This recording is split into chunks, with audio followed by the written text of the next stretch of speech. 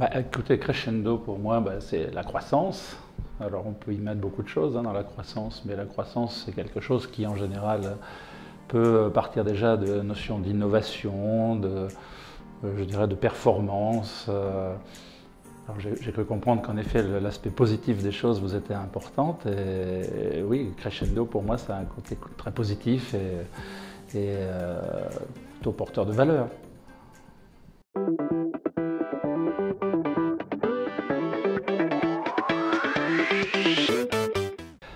Alors mon parcours, moi je suis plutôt un autodidacte, c'est-à-dire j'ai pas fait d'études supérieures, j'ai voulu faire du commerce très tôt, très jeune. Et à 25 ans, j'ai créé mon entreprise, une entreprise de service aux entreprises, de location de voitures, que j'ai dirigée pendant à peu près 10 ans, avec une quinzaine de salariés, et jusqu'au jour où en fait un chasseur de tête m'a proposé d'entrer dans un grand groupe qui s'appelait Manpower, et ça m'a intéressé en effet de voir la vision grand groupe. Et ça fait 25 ans maintenant que je suis chez Manpower. Alors j'ai été successivement directeur de secteur, donc en charge de groupes d'agences, puis directeur des opérations, où j'étais au comité exécutif du groupe, donc j'ai été en charge de régions telles que le Centre, le Poitou-Charentes, le Limousin, puis en charge également de la Bretagne, des Pays de la Loire, enfin bon, une grande partie de l'ouest de la France. Et puis chez Manpower, j'ai eu aussi la chance de pouvoir faire quelque chose qu'aujourd'hui on qualifie d'intrapreneuriat, puisque j'ai été en charge en fait du développement des nouvelles activités du groupe, lorsque les entreprises comme les nôtres ont pu faire autre chose que du travail temporaire. Ça, c'était en 2005-2006. Donc là, j'ai pu participer à la mise en place de nouvelles activités telles que le recrutement, avec aujourd'hui tout un réseau de consultants qui font du recrutement CDI pour les entreprises.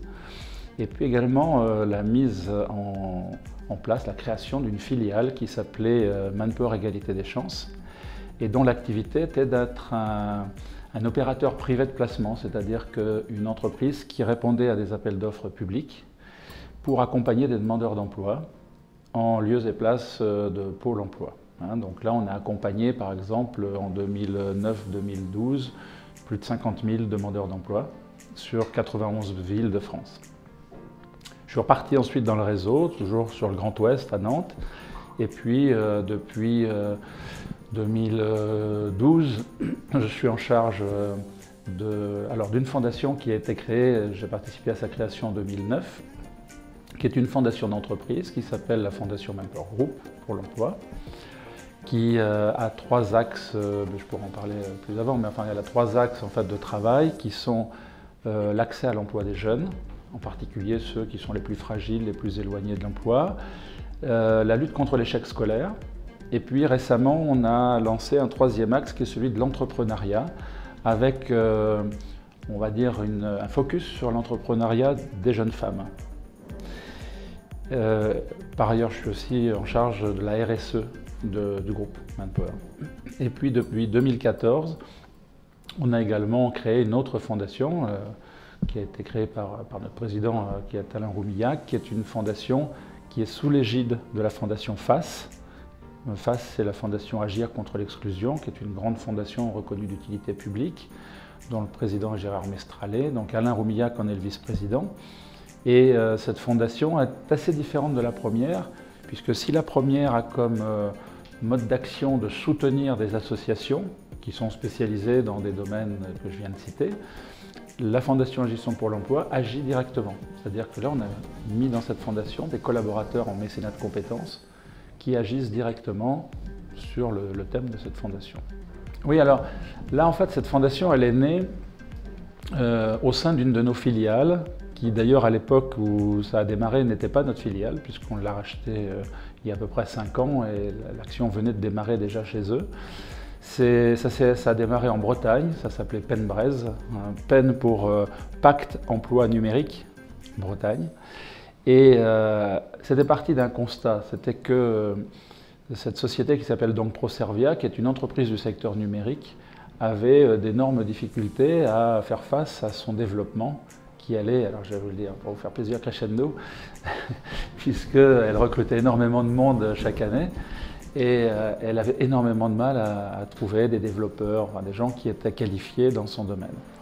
Dans le même temps, on s'apercevait que sur le même territoire, en particulier la Bretagne, les Pays de Loire, de nombreux demandeurs d'emploi étaient qualifiés dans les métiers du numérique, mais ne parvenaient pas à entrer en relation avec l'entreprise ou avec les autres du même secteur. Donc là, on a quelqu'un qui s'appelle Brigitte Cohen, qui était la responsable donc, de la formation de cette entreprise, qui a imaginé de changer un petit peu le modèle et de trouver quelque chose qui permette de contourner ce problème. Et donc elle a mis en place quelque chose qui a tout de suite bien fonctionné.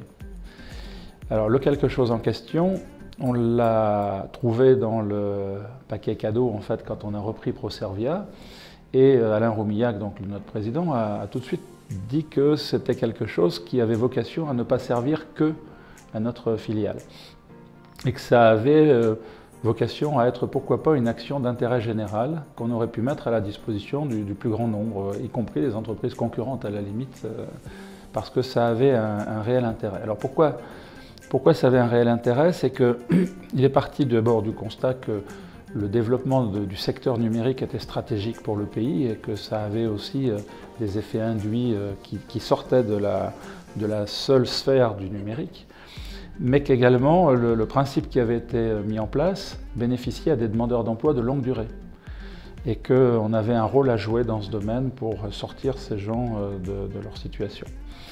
Alors, la particularité de cette action, que l'on mène en partenariat étroit avec Pôle emploi et avec le Syntec numérique, c'est que globalement, on se rend compte que bien souvent, les entreprises qui ont ce qu'on appelle des métiers en tension, donc qui passent des mois, voire parfois une année ou deux à chercher une candidature, une compétence qu'elles ne trouvent pas, partent généralement de l'idée que s'ils ne trouvent pas, c'est parce qu'il n'y a pas en face les compétences attendues ou que les personnes qui auraient ces compétences ne sont pas mobiles ou il leur manque le petit quelque chose qui va bien, enfin, etc. Là, dans le principe, on se dit non, finalement, l'entreprise a aussi sa responsabilité. Bien souvent, d'ailleurs, ce qui se passe, c'est qu'une entreprise qui recherche une compétence pendant des mois a bien souvent raté une étape. Et cette étape qui a été ratée, c'est une analyse en profondeur du poste. Beaucoup d'entreprises, d'ailleurs souvent les petites ou moyennes entreprises qui n'ont pas de service RH structuré, n'ont pas toujours cette capacité à faire une analyse de poste en profondeur. Donc qu'est-ce qui se passe? C'est qu'on reprend finalement le modèle qui a bien marché auparavant. Alors le modèle qui a bien marché auparavant dans le numérique, souvent, c'est plutôt un homme, plutôt 35 ans, plutôt Bac+5. On part donc du poste qui a bien fonctionné auparavant, en se disant que, sorti de là, il n'y aura pas de succès. Donc, quand nous, par exemple, Manpower, qui sommes des recruteurs, puisque c'est notre métier de recruter, et que l'on fait payer notre recrutement à une entreprise, si on va dire à quelqu'un, écoutez, cher monsieur ou chère madame, il faut changer votre profil de poste parce que c'est certainement votre responsabilité si ça ne marche pas, on nous dit, attendez, je ne vous paye pas pour me dire qu'il faut que je travaille autrement. Qui êtes-vous pour me dire ça? Si vous n'êtes pas capable, c'est pas grave, d'autres vont le faire. Là, on arrive, on est une fondation, on est gratuit pour tout le monde. Et on arrive non pas en recruteur, mais en médiateur. Et on reprend totalement à zéro l'analyse du poste, le besoin de l'entreprise à court, moyen terme, au niveau de cette compétence. De l'autre côté, on travaille, alors on est donc sur des métiers qui apparemment sont difficiles à pourvoir, et de l'autre côté, on travaille sur les personnes qui sont apparemment les plus difficiles à remettre à l'emploi, puisque ce sont des demandeurs d'emploi de longue durée. Donc ça peut être un paradoxe, mais globalement, en faisant ce travail, on arrive à un résultat où près de 92-93% des gens que l'on traite finissent à l'issue de notre travail en emploi durable, en CDI, pour l'essentiel. Alors, donc on fait un travail sur l'entreprise, on fait un travail sur le demandeur d'emploi, on organise une rencontre, puisqu'il faut que les gens aient envie de travailler ensemble. On les fait passer dans une préparation opérationnelle à l'emploi qui est de moins de 400 heures, et on suit ensuite la personne dans l'emploi pendant 2 ans. Donc là, on arrive à des résultats qui sont tout à fait spectaculaires, puisque en gros, d'habitude, quand le système classique se met en route avec des préparation opérationnelle à l'emploi, on va dire que 60% des personnes qui rentrent dans le dispositif ont un emploi à l'issue de la formation, et bien souvent c'est un CDD, à comparer à nos 92% où c'est plutôt du CDI. Et 95% des gens qu'on a mis en emploi le sont toujours 2 ans après. Donc voilà, ça c'est les grandes lignes en fait, de notre dispositif que l'on a mis en place en Bretagne, en Pays de Loire, aujourd'hui à Paris. Alors on a été porté par Manpower en fait, depuis le départ, à la fois financièrement et en ressources humaines, puisqu'on a mis du personnel en mécénat de compétences pendant 3 ans. C'est ça la médiation agissante. Alors il existe quelque chose qui ressemble, enfin on est sur le même principe par exemple que IOD, qui est cette interface entre l'offre et la demande, mais qui travaille elle de façon différente puisqu'on est sur des gens non qualifiés et on est dans l'économie sociale et solidaire, c'est-à-dire que ça part du demandeur d'emploi. Or, nous on est sur du qualifié et on part de l'entreprise. Donc quelque part c'est de la médiation et non pas de l'intermédiation, mais c'est assez original en effet. Donc ça, oui, je peux vous en parler, parce que c'est un travail monumental qu'il a fallu faire, parce que globalement, le problème auquel on peut se heurter avec une méthode comme la nôtre, c'est que finalement, tout le travail que l'on fait, et dont on vient de voir qu'il est très efficace, c'est de l'ingénierie. Or, dans les dispositifs aujourd'hui que le droit du travail permet de financer, l'ingénierie n'est pas finançable. Ou elle est finançable, curieusement, que si elle s'applique à des gens qui ont déjà un emploi. Alors qu'on cherche à lutter contre le chômage, on ne finance pas l'ingénierie qui permet de mettre des chômeurs au boulot. Donc, quelque part, on a, pour fonctionner, fait appel aux fonds que Manpower a bien voulu nous donner, et on a également complété en faisant appel au financement public. Donc on a des régions qui nous soutiennent, des directs, donc c'est l'État qui nous soutient, la ville de Paris qui nous soutient, mais à chaque fois, ils sont obligés, parce qu'ils sont très enthousiastes tous sur notre dispositif, mais ils sont obligés de tordre un peu le cou à des dispositifs existants, et donc c'est jamais pérenne, c'est toujours des trucs, écoutez, on le fait cette fois, mais ça va être difficile de le refaire parce qu'on va se faire taper sur les doigts, bon, etc. Donc on a voulu faire financer ça de façon plus pérenne pour assurer une transition entre cette phase expérimentale qui a quand même mis pas loin de 600 personnes presque au boulot, parce que c'est pas une petite expérience, et on a 170 entreprises à peu près, quelque chose comme ça, qui ont participé et bénéficié de ces recrutements. Et donc on a fait un contrat impact social. Alors le principe du contrat impact social correspond parfaitement à notre dispositif, c'est-à-dire que le contrat impact social, c'est quelque chose qui permet de faire financer par le privé une action dont les effets permettent à l'État ou à des services de l'État de faire des économies.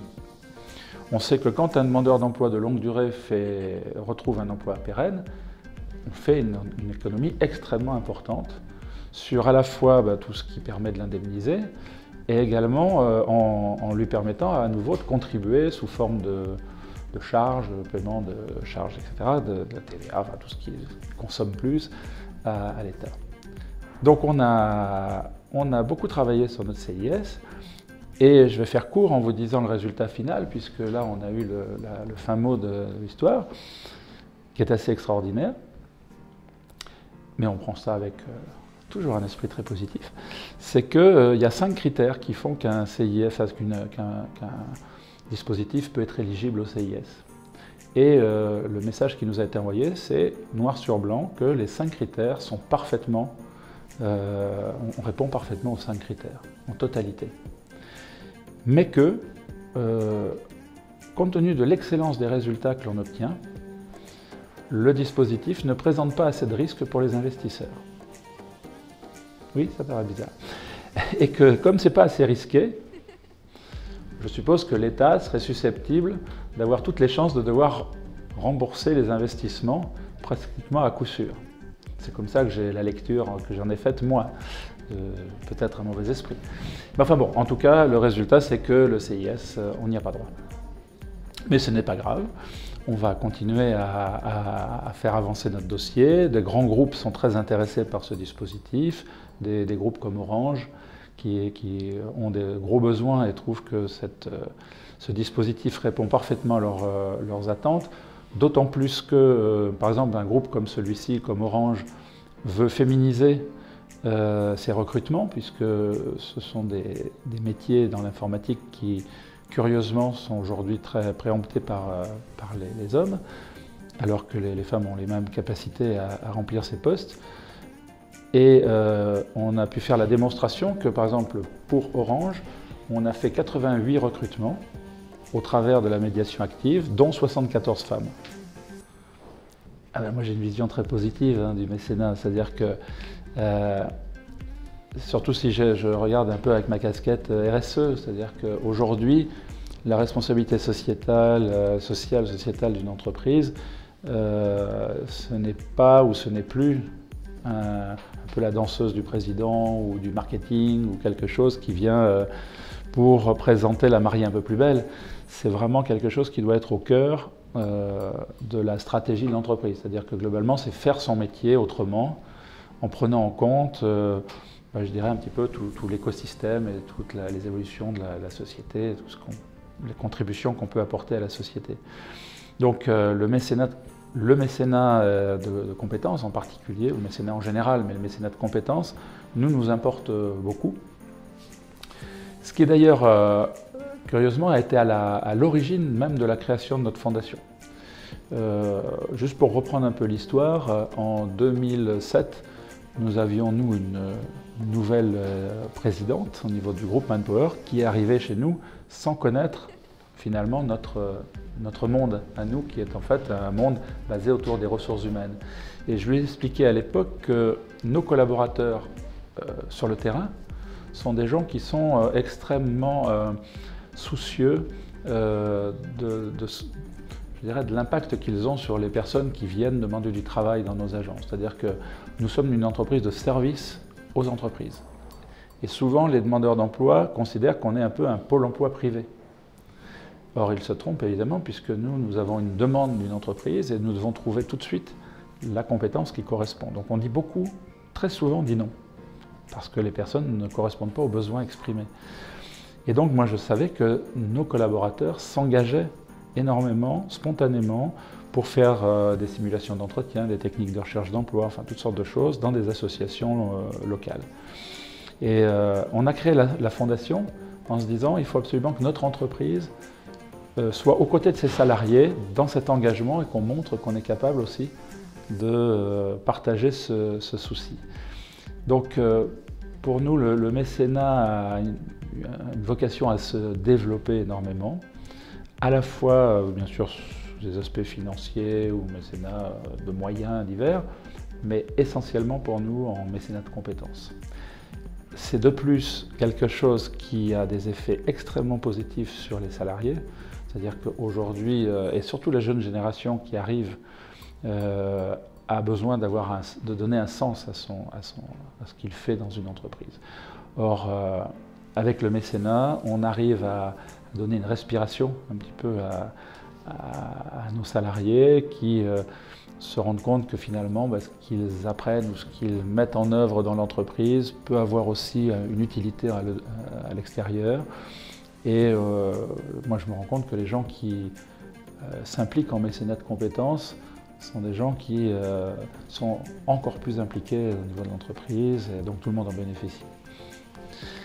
Et je crois que moi, le conseil que je donne toujours, c'est de cultiver son enthousiasme, de croire en soi déjà, et de penser que rien n'est impossible.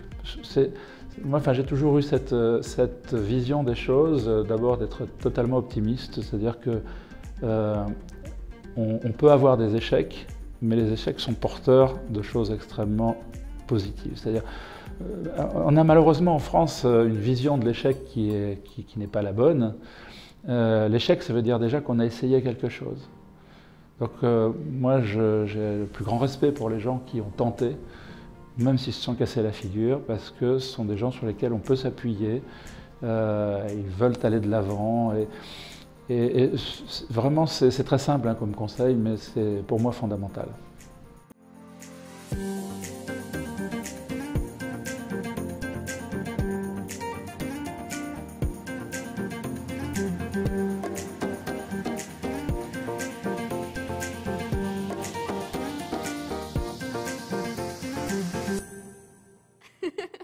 Manpower.